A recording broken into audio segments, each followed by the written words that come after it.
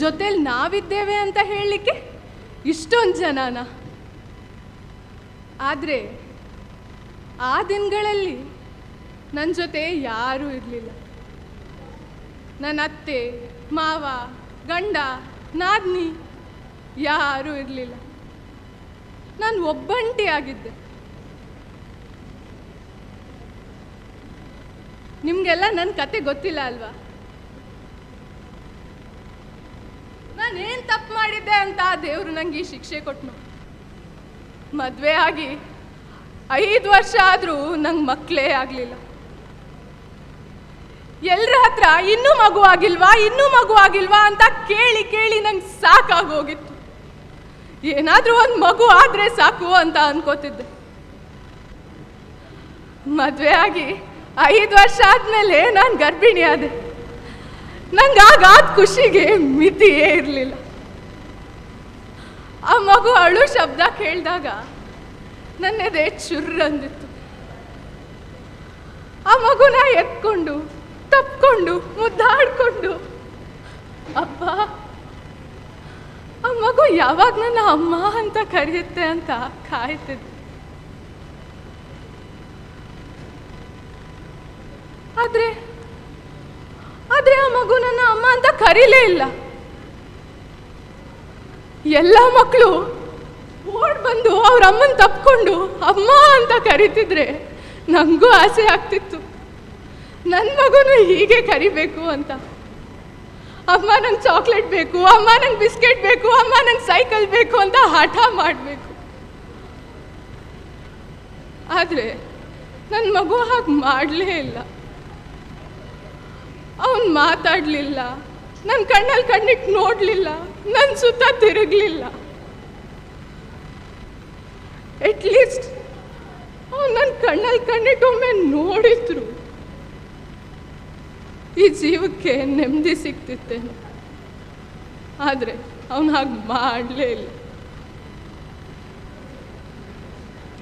ಎಲ್ಲ ಮಕ್ಕಳು ಶಾಲೆ ಮುಗಿಸ್ ಬಂದು ಅಮ್ಮ ಇವತ್ತು ಶಾಲೆಯಲ್ಲಿ ಹಾಗಾಯಿತು ಹೀಗಾಯಿತು ಅಂತ ಹೇಳ್ತಿರ್ಬೇಕಾದ್ರೆ ನನಗೂ ಅನಿಸ್ತಿತ್ತು ನನ್ನ ಮಗನೂ ಬಂದು ಹೀಗೆ ಹೇಳಬೇಕು ಅಂತ.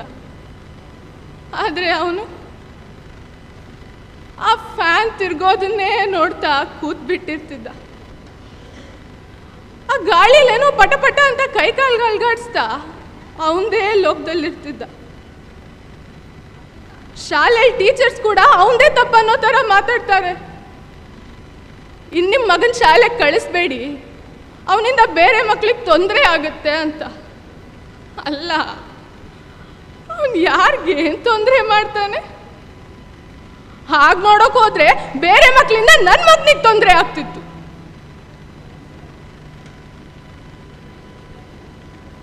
ನನ್ನ ಅತ್ತೆ, ಮಾವ, ಅತ್ತಿಗೆ, ನನ್ನ ಗಂಡನೂ ಕೂಡ ನಂದೇ ತಪ್ಪಂತಿದ್ರು.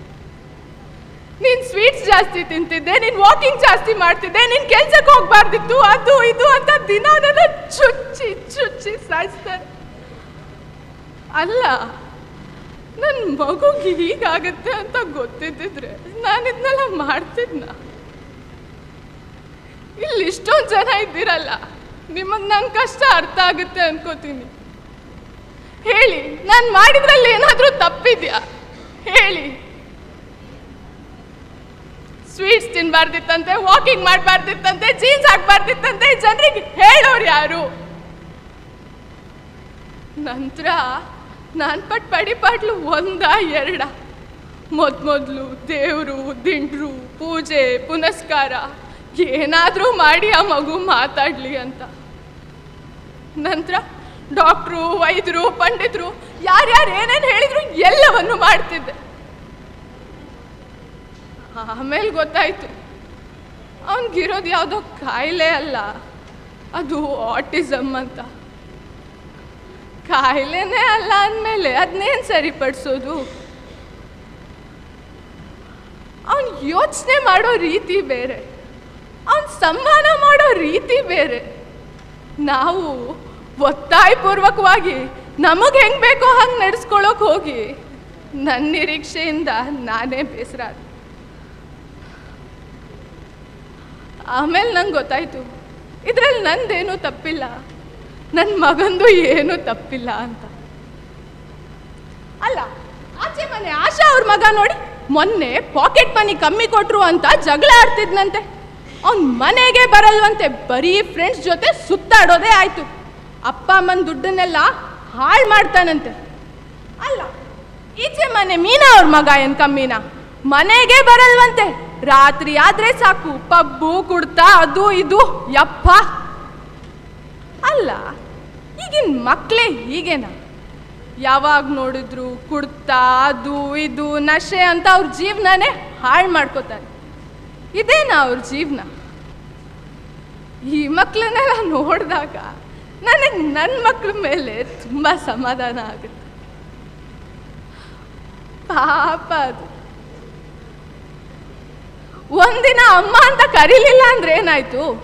ಯಾವತ್ತು ಅಮ್ಮ ನಾನು ಯಾಕೆ ಹುಟ್ಟಿಸ್ದೆ ಅಂತ ಪ್ರಶ್ನೆ ಮಾಡಲಿಲ್ಲ. ಒಂದಿನ ಕಣ್ಣಲ್ಲಿ ಕಣ್ಣಿಟ್ಟು ನೋಡ್ಲಿಲ್ಲ ಅಂದ್ರೆ ಏನಾಯ್ತು? ಹಸ್ವಾದಾಗ ನಾನು ಕೊಟ್ಟು ತುತ್ತು ತಿಂತಾನೆ, ಪದೇ ಪದೇ ಬಂದು ನಂಗೆ ಮುತ್ತು ಕೊಡ್ತಾನೆ. ನಾನು ಮನೆ ಕೆಲಸ ಮಾಡ್ಬೇಕಿದ್ರೆ ನನ್ನ ಸೆರ್ಗನ್ನೇ ಹಿಡ್ಕೊಂಡು ಓಡಾಡ್ತಾನೆ.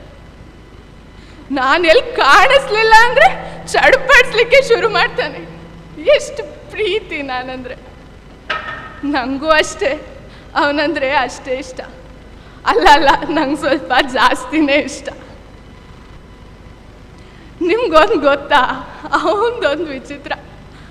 ಅವನಿಗೆ ಸ್ನಾನ ಮಾಡೋದಂದ್ರೆ ಆಗಲ್ಲ. ಮೈ ಮೇಲೆ ನೀರು ಹಾಕಿದ್ರೆ ಸಾಕು ಕೋಪನೇ ಮಾಡ್ಕೋತಾನೆ. ಆ ಕೋಪದಲ್ಲಿ ಅವನ ಮುಖ ಕೆಂಪಾಗೋದು ನೋಡ್ಬೇಕು. ನಂಗೆ ಆಗ ಅವನು ತಮಾಷೆ ಮಾಡೋದೇ ಖುಷಿ. ನಾನು ಅವನ ಮೇಲೆ ನೀರು ಹಾಕೋದು, ಅವನು ನನ್ನ ಮೇಲೆ ನೀರು ಹಾಕೋದು.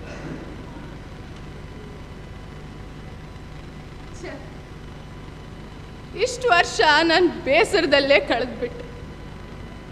ಆದರೆ ನಂಗೀಗ ಅರ್ಥ ಆಗಿದೆ, ಎಷ್ಟೋ ಮಕ್ಕಳಿಗಿಂತ ನನ್ನ ಮಗ 100 ಪಟ್ಟು ಒಳ್ಳೆಯವನು. ಇಲ್ಲಿ ಕಲಾಸೌರಭ ಕಾರ್ಯಕ್ರಮ ನಡೀತಿದೆ ಅಂತ ಕೇಳಿದೆ. ಇಲ್ಲಿ ಇಷ್ಟೊಂದು ಜನ ಸೇರಿದ್ದೀರಾ. ನಿಮ್ಮ ಹತ್ರ ನಾನು ಕೇಳ್ಕೊಳ್ಳೋದಿಷ್ಟೇ, ಈ ಮಕ್ಕಳನ್ನ, ಈ ತಾಯಂದ್ರನ್ನ ಸಮಾಜದಲ್ಲಿ ನಿಮ್ಮಂಥವ್ರೆ ಅಂತ ಅಂದ್ಕೊಂಡು ನಿಮ್ಮ ಜೊತೆನೇ ಬದುಕಲಿಕ್ಕೆ ಅವಕಾಶ ಮಾಡಿಕೊಡಿ. ಈ ಮಕ್ಕಳು ಶಾಲೆಗಳಿಗೆ ಹೋಗಲಿ, ಈ ಮಕ್ಕಳು ಪಾರ್ಕಲ್ಲಿ ನಿಮ್ಮ ಮಕ್ಕಳ ಜೊತೆ ಆಟ ಆಡಲಿ. ಇವರಿಗೆ ನಿಮ್ಮ ಅನುಕಂಪ ಬೇಕಿಲ್ಲ, ಅವ್ರಿಗೆ ಅವಕಾಶಗಳು ಬೇಕು. ನಾನು ನಿಮ್ಮೆಲ್ಲರ ಹತ್ರ ಕೇಳ್ಕೊಳ್ಳೋದಿಷ್ಟೇ, ಈ ಮಕ್ಕಳನ್ನು ನಿಮ್ಮಲ್ಲಿ ಒಬ್ರನ್ನಾಗಿ ನೋಡಿ. ಈ ಮಕ್ಕಳ ಜೀವಕ್ಕೂ ಬೆಲೆ ಇದೆ, ಅವ್ರಿಗೂ ಘನತೆಯಿಂದ ಬಾಳೋಕೆ ಅವಕಾಶ ಮಾಡಿಕೊಡಿ. ನಮಸ್ಕಾರ.